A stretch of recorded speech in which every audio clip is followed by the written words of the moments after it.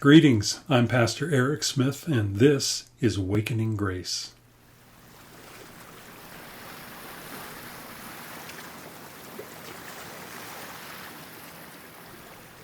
Have you ever been wrong about something or someone?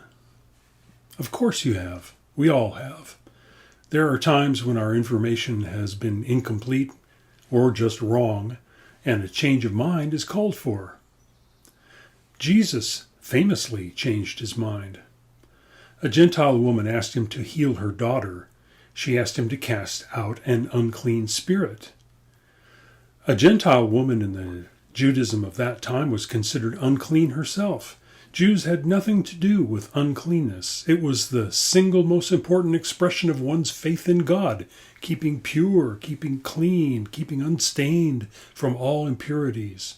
This unclean woman asked Jesus to cast out an unclean spirit from her daughter, who was also seen as unclean. Unclean woman, unclean spirit, unclean daughter. This was a mess. Everything in his faith tradition said to Jesus that he should walk away from this situation.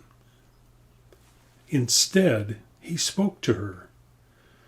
Let the children be fed first, for it's not fair to take the children's food and throw it to the dogs. This was a self-justifying and rude statement.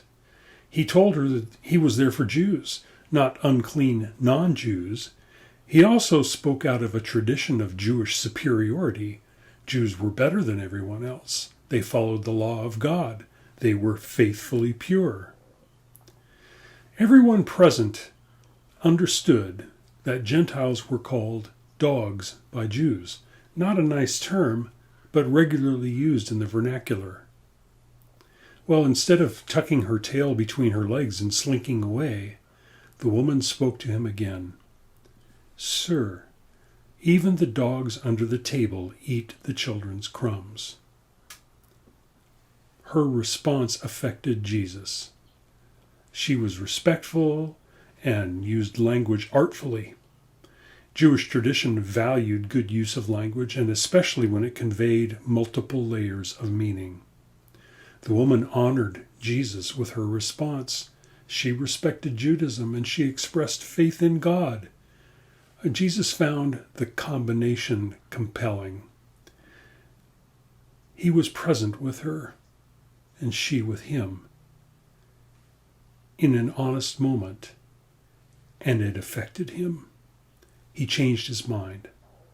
And from this point forward, Jesus understood his connection with people as moving beyond the boundaries of Judaism. He changed his mind about being a Jew speaking exclusively to Jews, to being God's chosen one speaking to all people, inclusively. We all need to change our minds now and then. Sometimes it's a small thing, sometimes the consequences are huge, as was the case in Jesus' conversation. We just don't know at the time.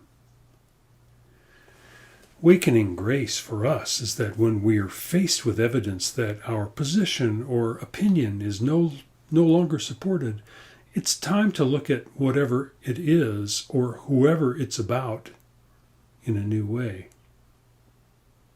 Will you pray with me? Oh God, thank you for giving me a brain to think with. Help me today to recognize if there is something or someone whose presence invites me to be more inclusive. This is my prayer. Amen.